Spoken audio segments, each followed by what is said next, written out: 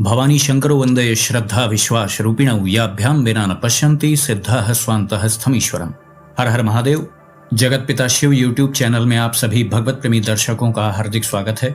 भगवान श्री मतंगेश्वर महादेव जी की कृपा से आप सभी स्वस्थ सकुशल और प्रसन्न होंगे, ऐसा मुझे विश्वास है। एक बार दशानन रावण कैलाश धाम पहुंचता है। यह छोटा सा प्रसंग स्कंद महापुराण में वर्णित है जो मैं आपको बता रहा हूं। तो दशानन रावण भगवान महादेव जी तक पहुंचता, उसके पहले ही नंदी जी से उसकी भेंट होती है। तो वो देखता है कि नंदी जी का मुख तो वानर के जैसा है।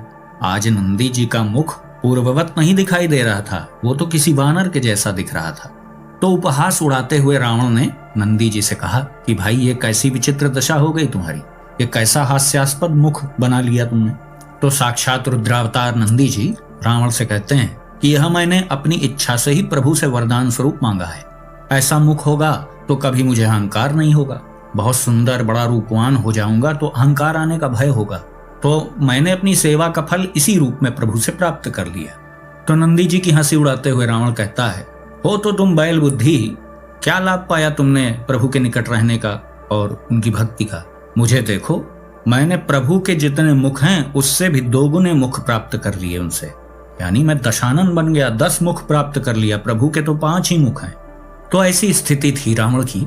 रावण का यही अहंकार उसे उसके विनाश की ओर ले जाता है। तो ऐसा था क्या कि रावण की भक्ति में कोई कमी रह गई हो? उसने जो भी अनुष्ठान किए हों, यज्ञ किए हों, मंत्र जाप आदि किया हो प्रभु का, तो क्या उसमें कोई त्रुटि रह गई थी क्या? त्रुटि रह जाती तो उसे कोई वरदान ही न मिलता, उसे यह अवसर ही कहाँ प्राप्त होता कि प्रभु कहते कि मांगो जो मांगना है। ये तो तभी संभव हुआ होगा जब उसने कुछ विशेष कार्य किया होगा, कुछ विशेष तप किया होगा, तब ना प्रभु उससे आकर के पूछते हैं कि भाई क्या चाहिए तुम्हें। वो अलग बात है कि उसने क्या मांगा क्या नहीं मांगा, लेकिन वह स्थिति तो उसने उत्पन्न कर दी। लेकिन बस बात यह है कि उसने शक्ति प्राप्त की, भक्ति प्राप्त ही नहीं की रावण ने। ये जो छोटा सा प्रसंग मैंने बताया नंदी जी और दशानन रावण का, इसके माध्यम से आप समझने का प्रयास करें कि दोनों ओर शिव जी के भक्त खड़े हैं। एक और नंदी जी हैं, एक और रावण है। तो दोनों की चित्त वृत्ति देखिए, यही सूक्ष्म अंतर है शक्ति और भक्ति में। तो बिल्कुल स्पष्ट रूप से आप समझ लें कि मंत्रों की खूब शक्ति आप एकत्र कर लें। आप 10 सिर नहीं 100 सिर मांग लीजिए, समाप्त तो वो भी होंगे ना। और जो समर्पित भक्त है, जिसका बल भक्ति है, ज्ञान है, वैराग्य है, तो उसके पास शक्ति भी स्वतः ही चली आती है। केवल शक्ति का आश्रय लेकर के आप क्या करेंगे, फिर शक्ति का मद हो जाएगा। छोटे से प्रसंग के माध्यम से आप यह समझ गए कि शक्ति प्राप्त कर लेना, विविध प्रकार के वरदान प्रभु से प्राप्त कर लेना, यह वास्तविक लक्ष्य थोड़ी है। अब आजकल के मनुष्य जीवन के स्तर पे आ जाए तो मनोकामना पूर्ति हो जाए, भौतिक लक्ष्यों की पूर्ति हो जाए, खूब नाम जाप करें तो खूब धन प्राप्त हो जाए, यह सब महत्वपूर्ण बात थोड़ी है। यदि केवल नाम जाप से ही धन प्राप्त होता तो अन्य लोग जो धनवान हैं, क्या वो सब के सब नाम जाप ही करते हैं? ऐसा नहीं है। नाम जाप आपको और समर्पित करता है आपके इष्ट के प्रति। आप नंदी जी और रावण के इस प्रसंग से अच्छे से समझ लें कि एक समर्पित भक्त होता है और एक ऐसा भक्त होता है जो अपनी सेवा के बदले शक्तियां प्राप्त करना चाहता है। भौतिक रूप से वह अपनी उस आध्यात्मिक शक्ति का प्रदर्शन करना चाहता है। तो अब आप समझने का प्रयास करें, बहुत सूक्ष्म बात मैं बता रहा हूं। जिसका लक्ष्य भौतिक है वह ठीक प्रकार से नाम जाप कर पाए, इसमें संशय है। लेकिन जिसका लक्ष्य भगवत प्राप्ति है, जिसका भौतिक लक्ष्य नहीं है कोई, वही उस योग्यता को प्राप्त कर सकता है कि निरंतर उसका नाम जाप चले। यद्यपि उसे भी बड़ा परिश्रम करना पड़ेगा, लेकिन जिसके लक्ष्य भौतिक है, जो धन के मापदंड से हर चीज को तौलता है, उसके लिए तो बिल्कुल पक्का है कि वो ठीक प्रकार से नाम जाप नहीं कर पाएगा, क्योंकि वह अर्थवाद बुद्धि से ग्रसित है। उसे बार बार इसका परिणाम चाहिए। देखो, मैंने 1 लाख नाम जाप किए, अब मुझे ये वित्तीय लाभ होना चाहिए, धन का लाभ होना चाहिए, कोई भौतिक लाभ होना चाहिए। धन न मिले तो कुछ भी ऐसा लाभ हो जो भौतिक रूप से मायने रखता हो, कोई उसका प्रभाव हो। लेकिन जो समर्पित भक्त होगा, जो भगवत प्राप्ति के उद्देश्य से नाम जाप कर रहा होगा, उसका मापदंड ये थोड़ी होगा। उसे बिल्कुल स्पष्ट रूप से यह बात पता होगी कि संसार में तो बहुत से धनवान लोग हैं और वो नाम जाप भी नहीं करते। तो ये तो बिल्कुल तय बात है ना कि नाम जाप का फल धन प्राप्ति नहीं है। अब आ जाइए वीडियो के मूल विषय पर। अब आप बिल्कुल समझ गए ना कि नाम जाप का फल तो कुछ और ही है और उसी फल के द्वारा फिर भौतिक लक्ष्य भी सधने लग जाते हैं। लेकिन नाम जाप का हम लक्ष्य भौतिक लेके चलेंगे तो न भौतिक पूरा होगा, परमार्थिक तो जाएगा ही जाएगा। तो नाम जाप करें तो लक्ष्य बड़ा रखें तो छोटे मोटे लक्ष्य तो स्वयं पूरे हो जाएंगे, और पूरे नहीं भी होंगे तो आपकी दृष्टि में उनका महत्व तो समाप्त हो जाएगा। उदाहरण के लिए ऐसे समझें, यदि आपको गुलाब जामुन बहुत प्रिय है और किसी दिन ऐसा संयोग हुआ कि आपको बिल्कुल भूख नहीं है, एक अन्न का कण भी मुख में जा नहीं सकता है, ऐसी स्थिति है, तो आपके सम्मुख कितने भी गुलाब जामुन रखे हों, आपकी लालसा उसके प्रति नहीं रह जाएगी। इसे ही बोलते हैं महत्व का समाप्त हो जाना। ठीक प्रकार से आप देखें तो हर बात का महत्व हमारे भीतर ही मौजूद है, बाहर कुछ भी महत्वपूर्ण नहीं है। जो चीज आपके लिए महत्वपूर्ण है वो अगले के लिए, किसी अन्य व्यक्ति के लिए बिल्कुल महत्वपूर्ण नहीं है। सब कुछ सापेक्षता के सिद्धांत पे हो रहा है। आपकी पृथ्वी ये सूर्य के सापेक्ष है तो इसको 365 दिन लगते हैं इसका चक्कर लगाने में, लेकिन अन्य ग्रह जो सूर्य के सापेक्ष हैं उनकी दूरी तो अलग अलग है, गति भी अलग अलग है, आकार भी अलग अलग है। तो नाम जाप की ये शक्ति है, उससे भौतिक लक्ष्य की पूर्ति भी हो सकती है और भगवत प्राप्ति भी उससे संभव है। क्योंकि नाम जाप सर्वश्रेष्ठ कार्य यही करता है कि वो आपके संचित पाप कर्मों को नष्ट करता है। सबसे पहला काम उसका यही है। अब यहाँ पर कुछ दर्शकों के मन में यह भी आ सकता है, तो क्या फिर मंत्र जाप में कोई प्रभाव नहीं? नहीं भैया, मंत्र जाप तो शक्ति का भंडार है, लेकिन वह तब श्रेष्ठ है ना जब आप भगवान को, अपने इष्ट को साध्य माने, साधन ना मान ले उन्हें। बहुत से लोग भगवान को साधन मान लेते हैं कि प्रभु ये कर दीजिए, प्रभु वो कर दीजिए, प्रभु मेरी ये मनोकामना है। प्रभु साधन नहीं है, प्रभु तो साध्य है। हमें प्रभु के द्वारा कुछ प्राप्त नहीं करना है, हमें तो प्रभु को प्राप्त करना है ना। प्रभु के द्वारा हमें कुछ प्राप्त करना है, यानी प्रभु साधन मात्र है। तो ऐसा मानने वाला व्यक्ति भला क्यों नाम जाप करेगा? जो भगवान को साधन मान रहा है, यद्यपि ये कोई पाप नहीं है, अपनी अपनी भक्ति है, कोई प्रभु को साधन ही माने बैठा हुआ है, लेकिन इसका निर्णय तो आपको ही करना है कि आपको रावण बनना है, नंदी बनना है। प्रभु को साधन मान लेंगे तो फिर शरीर छूट जाने के बाद क्या मिलेगा? वही साध्य, वही जिसको जीवन भर आपने माना कि यही जीवन का लक्ष्य है, भौतिक वस्तुएं, तो मृत्यु के बाद वो किस काम की है? तो लक्ष्य सदैव विशाल होना चाहिए ना। मृत्यु के बाद इन भौतिक वस्तुओं का कोई लेना देना नहीं है, इनकी कोई गिनती नहीं होगी। सिर्फ यही देखा जाएगा कि कितना आप अधिक अपने स्वरूप को पहचान पाए इस जीवन में। जो प्रभु को साध्य मानेगा, जिसका लक्ष्य भगवत प्राप्ति होगा, वही नाम जाप करेगा निरंतरता से। इसको आप समझ लीजिए। अब स्वयं आप सब लोग अपने मन की जांच और परख कर लीजिए कि हम प्रभु को साधन मान रहे हैं या प्रभु को साध्य मान रहे हैं। नाम जाप से एकाग्रता और संकल्प शक्ति में अभूतपूर्व वृद्धि होती है, इसकी जांच भी आप कर लीजिए। ठीक प्रकार से नाम जाप कर रहे होंगे तो यह लक्षण सबसे पहले प्रकट हो जाएगा। पाप कर्मों का नाश होगा ना, तो धीरे धीरे सद्वृत्तियों का उदय होगा, संकल्प शक्ति दृढ़ हो जाएगी। संकल्प शक्ति से क्या मतलब है? वो पूजा में बैठ के जो संकल्प लिया जाता है वो नहीं, वो मानसिक संकल्प की बात हो रही है। कोई चीज आपने विचार कर लिया तो उसकी सत्य होने की संभावना बढ़ गई। संकल्प शक्ति दृढ़ होगी तो यही घटना तो होगी, जो सोचेंगे वो होगा अवश्य, क्योंकि उसी दिशा में आप कार्य करने लगेंगे ना। तो जितनी दृढ़ संकल्प शक्ति जिस व्यक्ति की होती है, उसके कार्यों के सफल होने की संभावना भी तो अधिक हो जाती है, उतनी ही मात्रा में। अपने आसपास ही आप दृष्टि दौड़ा लें, जिनकी संकल्प शक्ति दृढ़ नहीं होगी वो उतना पूजा पाठ में ज्यादा दिन तक रह नहीं पाएंगे। कुछ निश्चित समय अवधि के लिए वो कर ले कुछ पूजा पाठ, वो बात अलग है। समर्पित भक्त ऐसा आपको नहीं दिखेगा। संकल्प शक्ति जिसकी दृढ़ होती है ना, उसी की एकाग्रता भी दृढ़ होती है। जिनकी संकल्प शक्ति पलक के जैसे झपकती रहती है बार बार, उनकी एकाग्रता थोड़ा कम बन पाती है। यद्यपि यह भी एक अलग विषय है कि सबकी एकाग्रता अलग अलग विषयों में होती है। दुनिया में जितने भी लोग हैं, ऐसा नहीं कि उनके भीतर एकाग्रता नाम का गुण नहीं है, लेकिन जहां चाहिए वहां एकाग्रता नहीं है। बहुत समझने वाली देखिए सब बारीक बातें हैं, इसको अच्छे से समझ लीजिए। एकाग्रता सबके भीतर होती है। चोर के भीतर भी तो जबरदस्त एकाग्रता होती है। कितनी बारीकी से आपके बगल में खड़ा होकर के आपके वॉलेट को चोरी कर लेगा, आप जान नहीं पाएंगे। आपके गले से चेन छीन लेगा, आप नहीं जान पाएंगे, है ना। अपने अपने कार्यों में सब दक्ष हैं, लेकिन सही दिशा में एकाग्रता हो जाए, बस वो विशेष बात है। उसका गुणगान किया गया है शास्त्रों में। उसी प्रकार से मनुष्य जीवन तो सभी जी रहे हैं, लेकिन मनुष्य शरीर प्राप्त करके जो सर्वश्रेष्ठ लक्ष्य की ओर अग्रसर है, उसी का मनुष्य देह धारण करना सार्थक हो रहा है आध्यात्मिक दृष्टि से। भौतिक दृष्टि से देखेंगे तो बहुत व्यर्थ है, क्योंकि भौतिक जगत में तो इस बात की महत्ता है ना, हर चीज का पैमाना धन है। तुम बहुत पूजा पाठ कर रहे हो तो क्या कर लिए, तुम कितना धन कमा लिए, ये बात है, ये पैमाना है ना भौतिक जगत का। यही जो सच्चाई है भौतिक जगत की, ये स्पष्ट सामने दिखती है। यही साधक की एकाग्रता को बार बार भंग करती रहती है। बहुत भक्ति कर रहे हैं तो ऐसी घटना प्रभु घटवा देंगे आपके सामने कि एक बहुत ही विचित्र प्रकार का व्यक्ति जो बिल्कुल भक्ति नहीं करता आपके सामने ही शान से गुजर जाएगा, आपके ऊपर धूल उड़ाते हुए। तो आपको लगेगा यार ये क्या हो रहा है, सब मैं तो नाम जाप कर रहा हूँ, मेरे साथ ये हो रहा है। तो ये सब स्थितियां हैं, ये सब नाम जाप करने वालों के सामने आती हैं, मंत्र जाप करने वाले के सामने भी आएंगी, यदि उसका भी भाव ऐसा ही होगा, समर्पित वाला। ये नहीं कि 41 दिन का अनुष्ठान करके ये लक्ष्य पूर्ति कर लेना है, फिर कैसे महादेव, फिर कैसे भक्ति, ये इन लोगों के अनुभव में नहीं आने वाला है।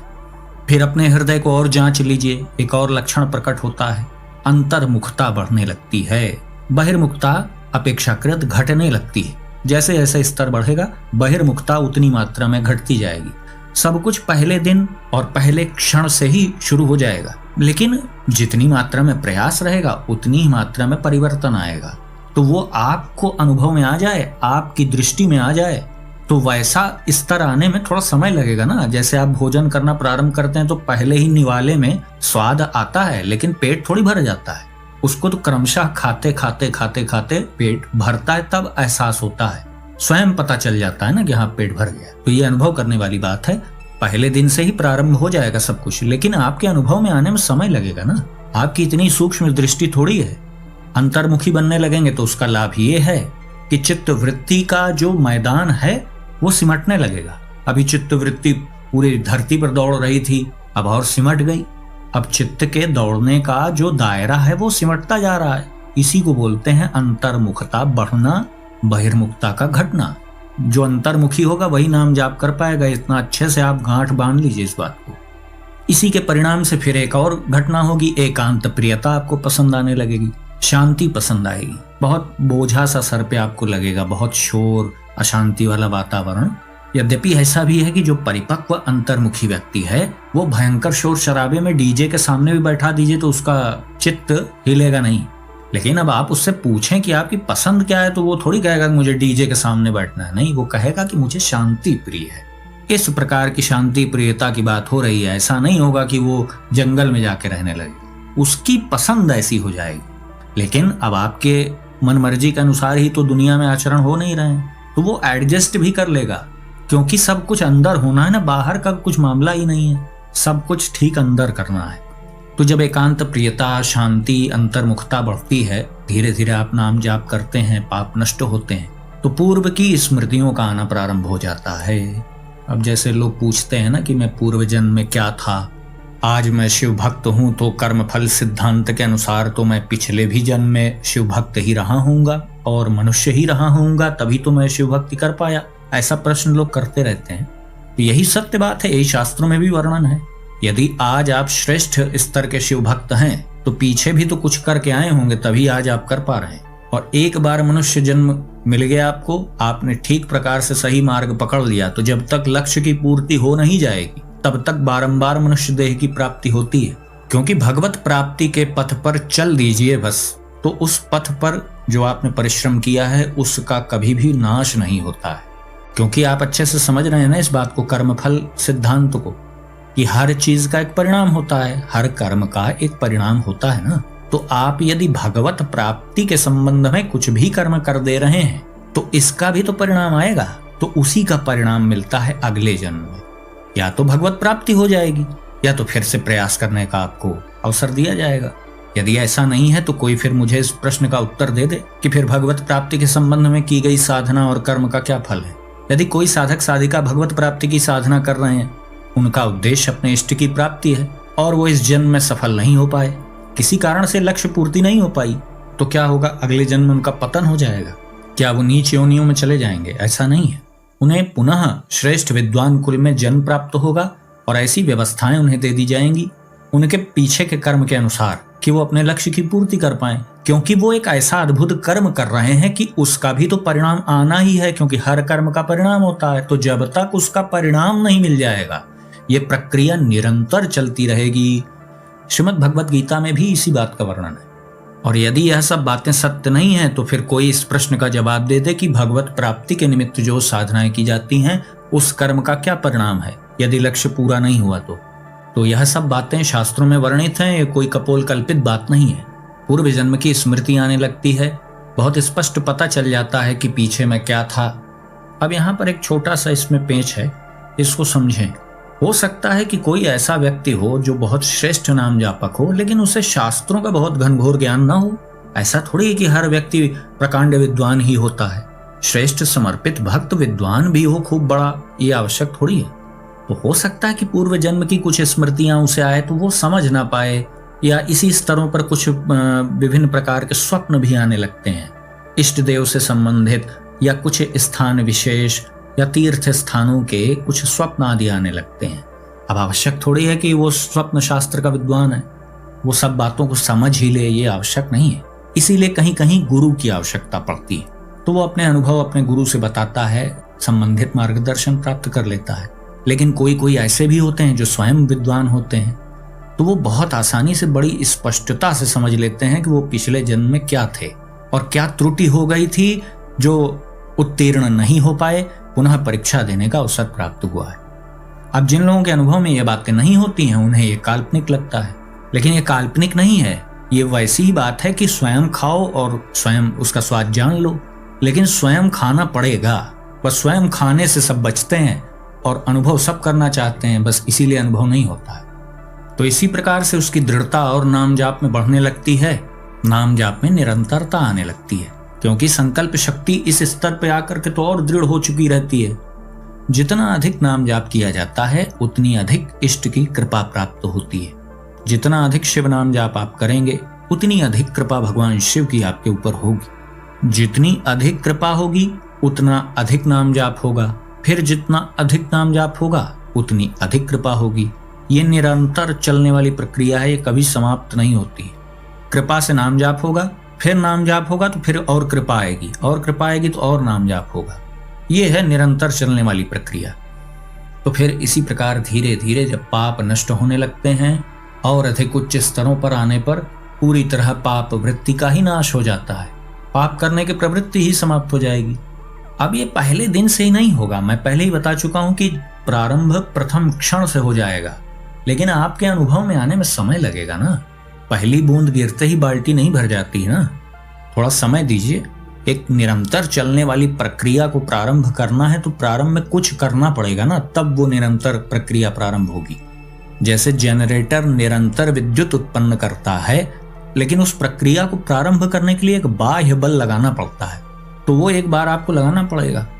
पाप वृत्ति का नाश होने लगेगा, भौतिक जगत की नश्वरता का पूर्णतः अनुभव हो जाएगा, फिर आप तटस्थ हो जाएंगे। फिर इस स्थिति में साधक भ्रष्ट हो जाए उसका प्रश्न ही नहीं उठता है।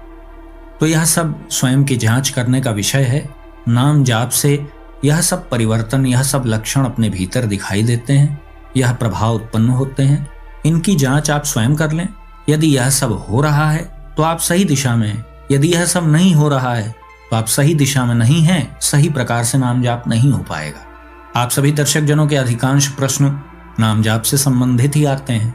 अधिकांश लोगों को नाम जाप में कुछ न कुछ समस्याएं होती हैं, तो आप अच्छे से अपनी जांच कर लें। यह सब बातें आपको अपने भीतर दिखाई दे रही तो सब कुछ ठीक चल रहा है। कृपा और नाम जाप दोनों आपस में संबंधित हैं। नाम जाप करेंगे तो कृपा प्राप्त होगी, कृपा प्राप्त होगी तो और नाम जाप होगा।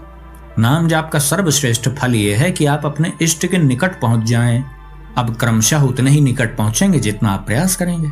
सीधा सा इसमें सिद्धांत है। अब जिसके दृष्टि में महत्व बुद्धि भौतिक जगत की है तो उसके लिए ये बातें ही नहीं है। ये तो उन्हीं के लिए वीडियो बनाया गया है जो नाम जाप करते हैं, उसका महत्व समझते हैं। यद्यपि पहले भी बहुत वीडियोस मैंने नाम जाप से संबंधित बनाए हैं, लेकिन इस वीडियो में मैंने विशेष रूप से आपको बताया कि आप अपने हृदय की जांच इन लक्षणों से कर लें। अपने अंतःकरण को आप भली प्रकार जांच लें। ठीक प्रकार से नाम जाप कर रहे होंगे तो यह सब लक्षण आपको दिखाई दे जाएंगे। अपने इष्ट के उसी नाम का आप जाप करें जिसमें आपको सबसे ज्यादा प्रियता हो, जिसमें सबसे ज्यादा आपका मन लगता हो। शिव जी के तो हजारों नाम हैं, जो भी नाम आपको प्रिय लगे उसी को अधिक से अधिक आप जाप करने का प्रयास करें। मैं तो अपनी ओर से सबको शिव नाम जाप करने के लिए ही प्रेरित करता हूँ। शिव महापुराण भी शिव नाम जाप की ही महिमा का बखान करती है। शिव नाम के संबंध में तो कहा भी गया है कि शिवेति नाम दावाग्नैर महापातक पर्वतः भस्मी भवंत नायासात् सत्यम सत्यम न संशया। भगवान शिव के नाम की महाअग्नि से पापों के बड़े बड़े समूह, बड़े बड़े पर्वत भी जलकर भस्म हो जाते हैं। यह सत्य है, इसमें संशय नहीं। तो इस प्रकार से अपने अंतःकरण को अपने इष्ट के साथ जोड़कर रखें। इसका सर्वश्रेष्ठ साधन नाम जाप है। चलते फिरते उठते बैठते हर परिस्थिति में आप शिव नाम जाप कर सकते हैं। भगवान महादेव जी की कृपा प्राप्त करने के लिए यह सर्वश्रेष्ठ साधन है। तो आज का वीडियो हम यहीं समाप्त करते हैं। आशा करता हूं जो भी जानकारी आपको दी गई वो आपको अच्छी लगी होगी। यदि वीडियो आपको पसंद आया तो इसे लाइक करें, अपने मित्रों बंधु बांधवों के साथ शेयर करें। कृपया चैनल को भी सब्सक्राइब करें। तो भगवान श्री वटेश्वर महादेव जी से मैं ऐसी प्रार्थना करता हूं कि वो आप सभी को सदा सुखी, स्वस्थ और ऊर्जावान बनाए रखें। मिलते हैं अगले वीडियो में एक नई और उपयोगी जानकारी के साथ। तब तक के लिए आप सभी भगवत प्रेमी भक्तों को हर हर महादेव।